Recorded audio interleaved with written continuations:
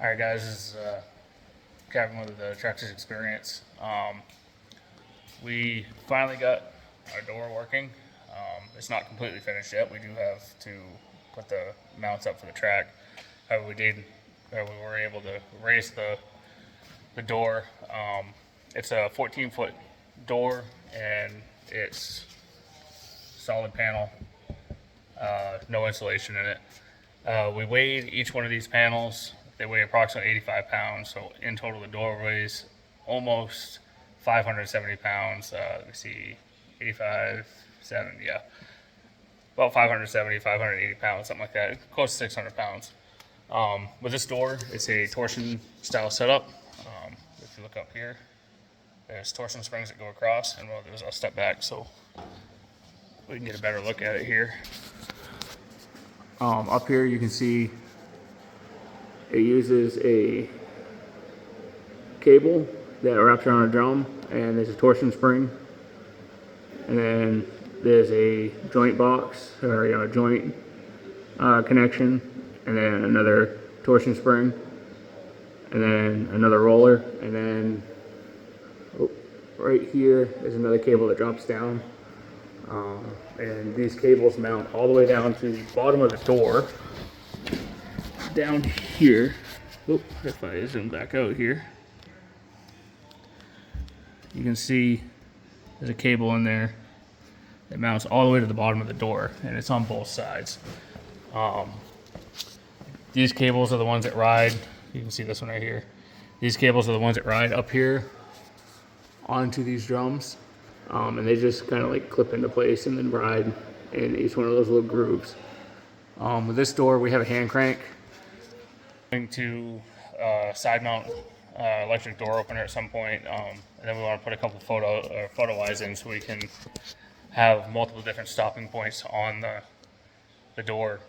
So we can have like a stopping point for getting cars out, for getting the pickups out, and then also another stopping point all the way at the top of the door at the 13.6, 14-foot area. So as a heads up, when you go to do these torsion springs, you got to be very careful. We used 1/2-inch threaded rod that we cut, and it was a 36-inch piece that we cut into 2 pieces, which I have both of them right here. Let me pull one out.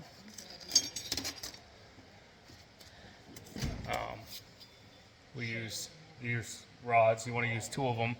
One to spin your tension in, and the other one to lock into place while you're either resetting or when you're getting ready to lock down the 2 small square nuts that are above the, or not above the, but attached to the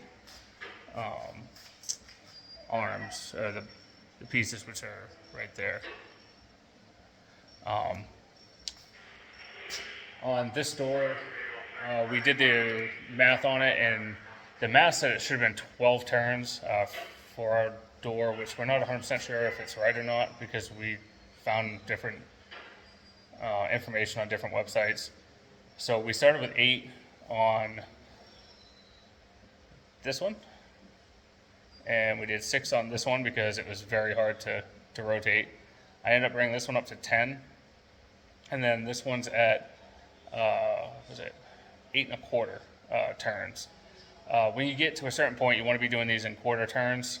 So do your math on your full rotations and on quarter turns, so that way you know exactly how many rotations of the bars you need to use. You will feel the tension in them. I was standing on top of our ladder truck when we did it, and it got really hard to stand up there. I can only imagine doing them on like a regular ladder. That probably would have been horrible. But it's going to take a lot of force to actually spin them over. I'm sure some guys are going to say, "Oh, it's not that bad." No, I weigh 200 pounds and it whipped my ass. So now on this door, if I back, we do have a chain fall style door crank with a regular, almost like a bike chain style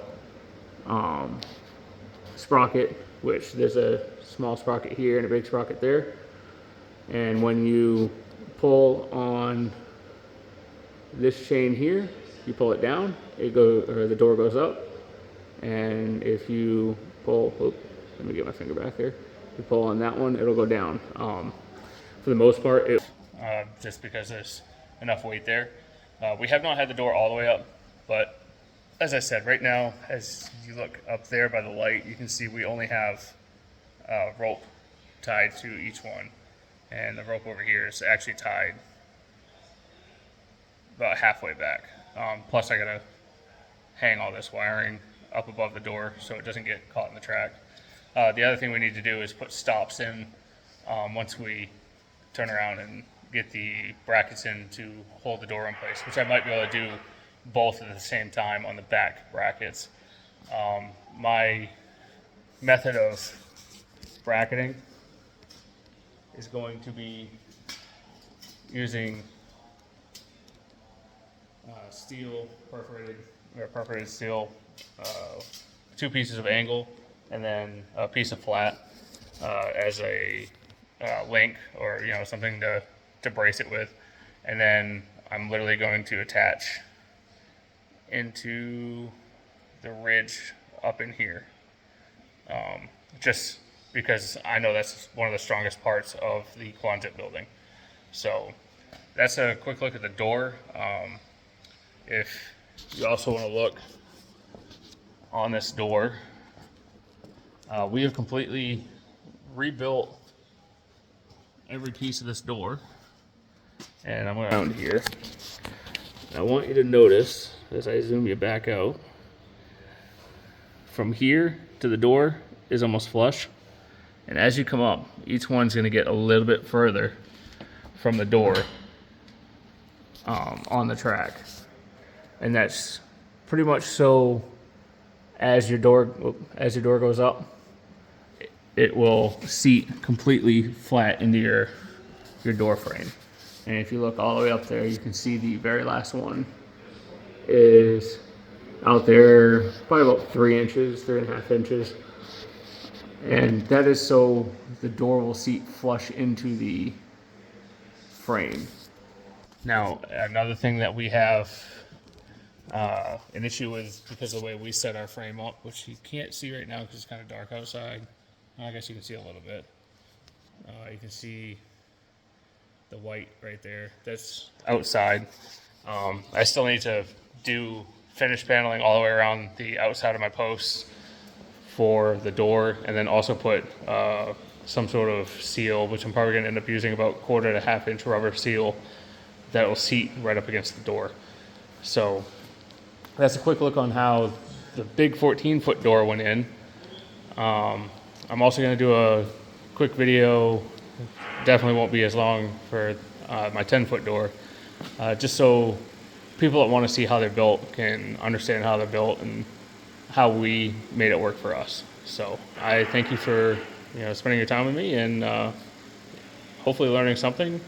If you have any methods of how this could go easier, or definitely if you have any methods on a Quanset building and mounting these, because I'm struggling, these bars or the track to the building, it would be greatly appreciated.